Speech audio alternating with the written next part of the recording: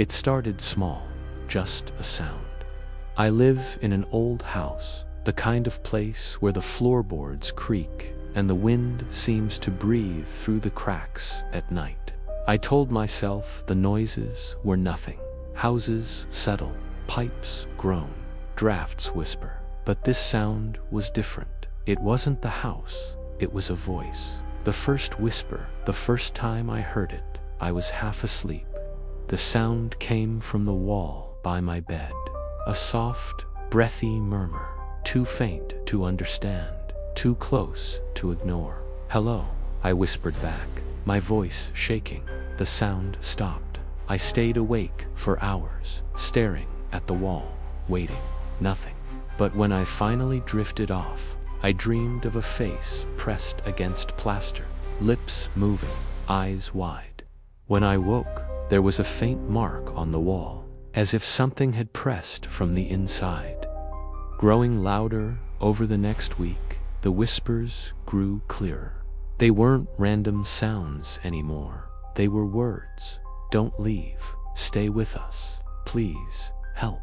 Sometimes they sounded like a man, sometimes a woman, sometimes a child. Always urgent, always desperate. I tried to convince myself it was my imagination, stress, sleep deprivation, until the night they spoke my name. I froze in bed as the wall beside me breathed. ... No one knew I lived here. No one. The scratch marks I decided to investigate, tapped on the wall, knocked back when the whispers came, and they answered. Not with words, with scratching. Slow, deliberate dragging, like nails across wood. I pressed my ear against the plaster, heart racing. The sound was right there, inches away, but somehow impossibly far, like it was coming from a space that shouldn't exist. The next morning, I found scratches etched on the wall's surface, long, jagged lines that hadn't been there before. The faces, the whispers, never stopped.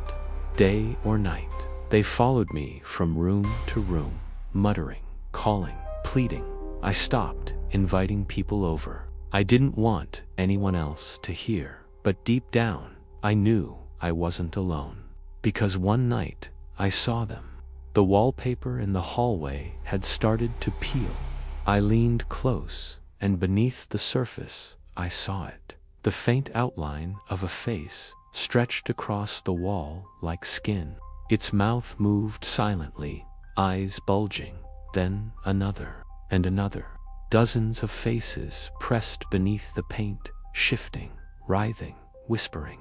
I staggered back, screaming, as their muffled voices blended into one. Join us. The breaking point. I tried everything. Music, headphones, sleeping pills. Nothing drowned them out. One night, desperate, I shouted back, "What do you want from me?" The walls trembled. Dust rained from the ceiling. And then, for the first time, they answered in perfect clarity. "We want out." The final choice, that was last night. Today, there's a hole in the wall. I don't remember making it. The plaster is cracked, broken, in a jagged circle. Behind it, I can see darkness, a hollow space that shouldn't exist. And in that darkness, eyes staring back at me. They've been silent all day, but I know they're waiting for me to crawl inside. And the worst part is, I think I will.